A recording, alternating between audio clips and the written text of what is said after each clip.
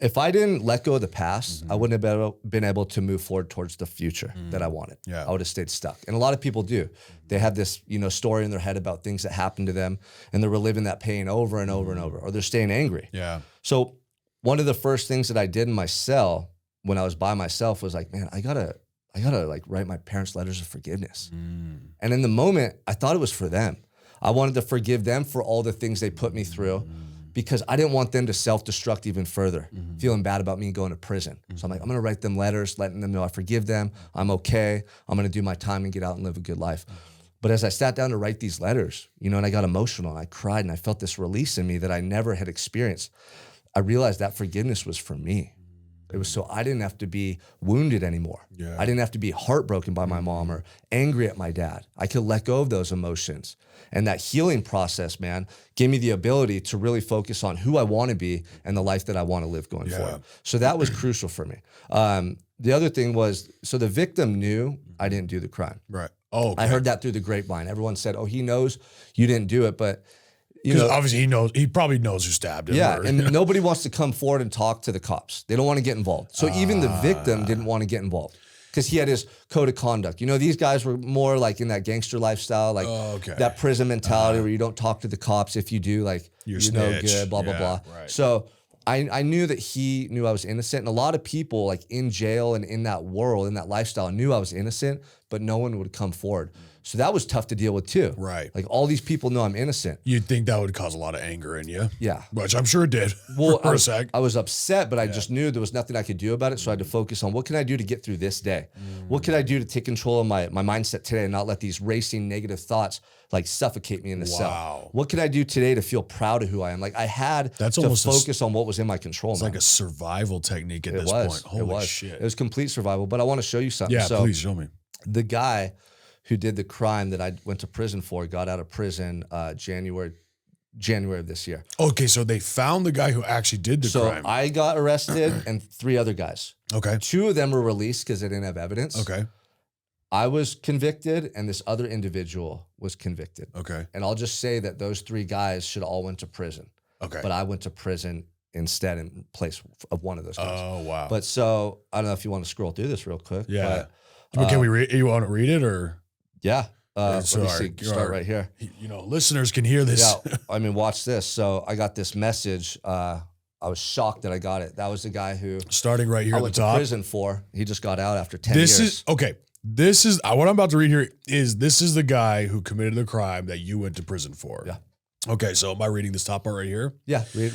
Okay. So this is you. This is him sending this to you, could right? Start. Okay. So it starts up here.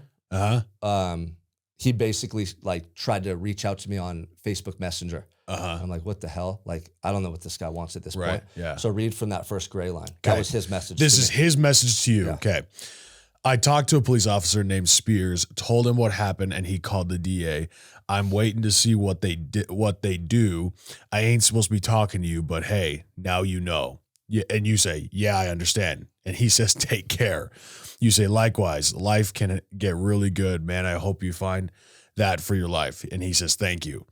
And you say, and then says, what was it, Santa Barbara Police Department? He says, yes. So he spoke to the police. Yeah. So he got out, and I don't know, maybe he went through his own transformation. Yeah. And he went down to the police department and told them, hey, Sean's innocent. Sean went to prison for a crime I did. And he told the police department that. And how many years after is this? So I've been out for 4 years. Oh, wow. The crime took place in 2011. Okay. So I talked to that officer and he forwarded that message to the DA. So there's a possibility that I can get my charges dismissed. Wow. And the crime taken off my record forever. They said call that expunged or something like that. But just the fact that I got that message, man, what that showed me is like, I fought really hard to get here. Yeah. Everyone,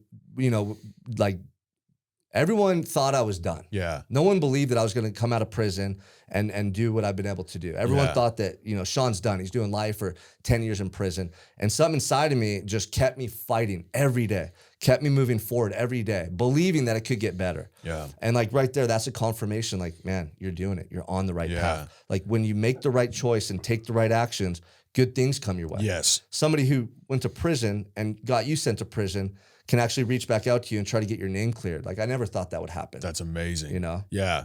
Dude, because I'm just thinking of your story from my perspective, right? I'm just looking at like, from this overview, and I'm thinking, okay, you're a kid who had parents who were overdosing constantly, getting in trouble with the police and all, like a lot. Mother who abandoned you, right? Father who was going to prison, for having a standoff with the cops, getting into drugs your entire life, getting convicted of a crime that you didn't do, going to prison for a crime that you didn't do. And now you're fucking here today. If I'm completely honest, I look at that situation, that is 100% someone who I would say is probably going to spend the rest of their life in prison or keep going through the same fucking cycle and going to just be one of those problems in the streets. Right? Yeah, I mean, the 1,000%. 9.9 out of 10 people are. Yeah. Prison's full of guys with those stories, but they stayed victims of their stories. I learned how to leverage my adversity and use it as an asset. Prison's an asset for me.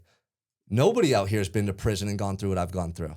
I've learned things and gained wisdom and knowledge that most people can't even understand because they haven't been in that experience. Yeah. Right? We could read books, we can get mentors, but how many people have gone through prison and had to be stuck in a cell every day for 23 hours a day and find a way to stay positive, find a way to stay grateful, find a way to stay productive. I did that for over 2,000 days. So coming home, I'm like, what do I want to do now? Wherever I aim, I can achieve it. I believed in myself so much because I went through that experience that I knew now whatever I wanted to do, it's just a matter of time. Yeah. And so everything that I went through, I had to take ownership of it. I couldn't be mad at my parents. I couldn't be mad at myself for the way I chose to live my life. I couldn't waste time, dwelling on the negatives. If anything, my parents taught me how to be a better parent, right? Squandering my dreams as a youngster allowed me to understand like where that leads you and to share that message with people now and to help to make sure they don't face that regret later on in life. Having all my liberties taken away from me, being stuck in a cell and having everything that we take for granted out here taken away showed me the true value of life. I appreciate every day more so than I could describe you because I know what it's like to almost have your life taken away. So I train my mind to look at all the negatives as positives.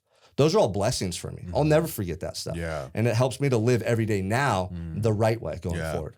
Dude, that's powerful. Your adversities are assets, dude. Time in prison is an asset. Like, I don't know why you saying that, because I've heard people say your negatives are really positives, right? And you hear this stuff before, like life's not happening to you, it's happening for you. That whole sort of thing, right? Yeah.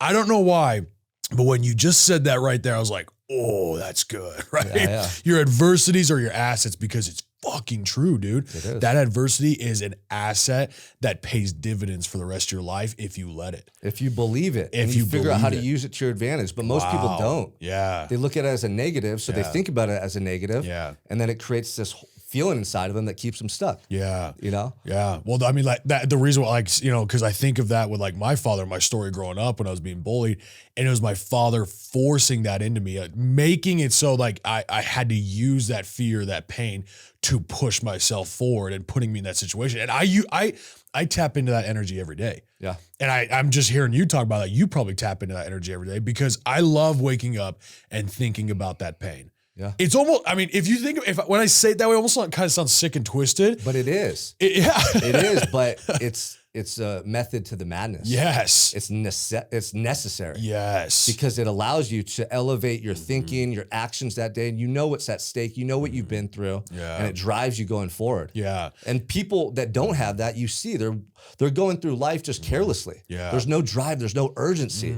because they haven't been through anything, or they're allowing that to define them and keep them stuck. Dude, yeah, dude. Like I've heard this before. I forgot who said it, but like I've had this thought my entire life is people who haven't been, with their backs up against the wall or felt like, there's a chance their life might not make it right, or just people who haven't hit rock bottom in some form or fashion are at a disadvantage. They are, bro. Like one of the things I worry about is not worry about, but I think about. I want my kids to have the best life they ever could. I want to set them up for success and to be at an advantage in everything they do.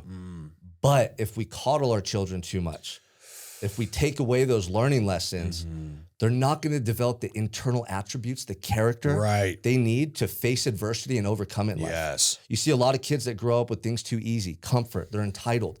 And then something pretty trivial happens and they're like defeated by it. Or, you know, they can't rise to the occasion. So there's something to be said about people that come from tough backgrounds and go through hardships. Yes. It develops you in a different type of way. You become a different type of animal. Yeah. You know what I mean? Right. And so that's what I mean when I say your adversity becomes your assets. Like if you know how to leverage that, it can empower you to do amazing things.